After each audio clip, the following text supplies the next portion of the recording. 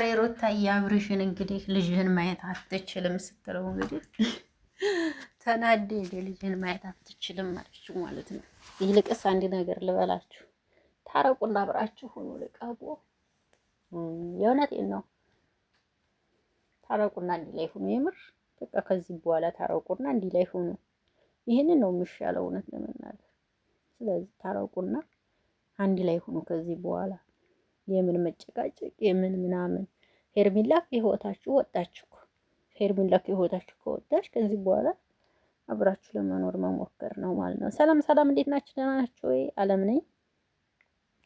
እዚህ ቤት አዲስ ከሆናችሁ ቤተሰብ ሁኑ። አብራችሁ ላላችሁ አመሰግናለሁ። ሰላም ፍቅር እናንተ ጋር ይሁን። ዛሬ ሩታዬ እኮ አታይም ልጅህን ስትለው እንዴ አብርሽ እንዴት እንደደነገጠ አለ። አዎ አመጣ የወለደችው እሷ ናት እኮ አንተ አይደለም። መቼም አላሳይም ካለች መብቷ ነው።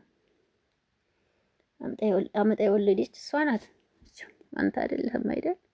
ስለዚህ ያው አላሳይም ካለች መብቷ ነው።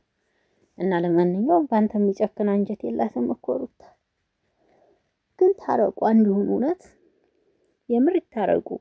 እየተዋደዱ እየሆኑ ለየብቻ አሁንማ ምን ለነገሩ አብራችሁ ሆናችሁ አይደል? ቤታቸው እየሄድክ ነው። በቃ ምንም ችግር የለም። አሁን አንድ ሆናችኋል፣ አያሳስብም። ያው 2 ወር 3 ወር ሲሞላት ትሄዳለች ወደ ቤቷ ማለት ነው። ሩታዬ የግድ ነው እና አያሳስብም። ታርቃችኋል ለማለት ነው። ለማንኛውም ሩታዬ ያምሮብሻል። የምሬ ነው የምልሽ። ለነገሩ ልጅ አይደለሽ ገና አምሮባታል። እናት እኮ ስታረሳችሁ ሁሉ ነገር ደስ ይላል። የምሬ ነው።